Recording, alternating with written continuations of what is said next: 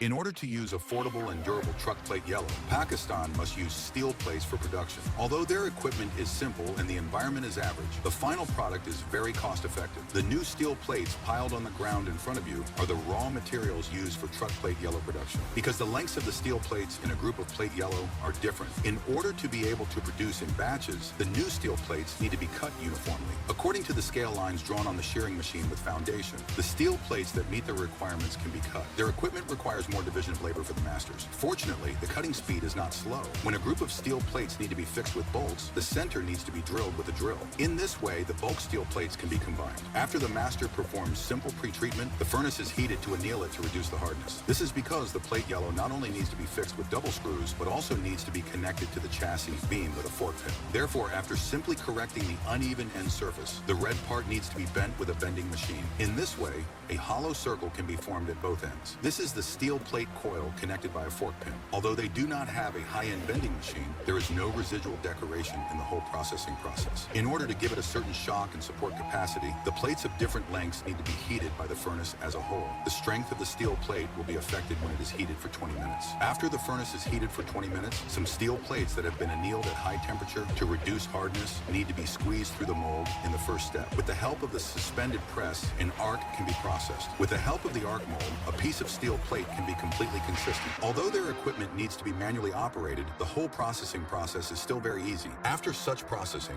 in order to improve the strength after annealing, some steel plates cannot be cooled directly. They need to be annealed with annealing oil. The speed of the conveyor belt at the bottom of the ruler is equal to the annealing time. In this way, the overall hardness of the steel plate can be improved. Although the strength has been improved, after all, the steel plate needs to bear the entire weight of the carriage and also needs to play a shock-absorbing effect. The steel plate with annealing needs to be tempered again. The main purpose is to improve the mechanical properties of the steel plate and eliminate the internal stress caused by the fire. The hard requirements of ductility and toughness. After the tempered steel plate is cooled again, the surface is easy to rust and it is not convenient to store. In order to have a brand new appearance when leaving the factory, the side must be sprayed with paint in batches first so that the side will not be missed when spraying the surface. After the steel plates are neatly arranged, the master must use durable anti-rust paint, which isolates the air to prevent oxidation and rust. For this kind of spraying without paint requirements, the master sprays very quickly. The master also needs to use different stereotypes to spray different parameters so that the installation order of each steel plate can be determined. The yellow plate will not make mistakes during assembly. After all the surfaces are sprayed, these steel plates can be used on trucks. What do you think of the quality of such steel plates?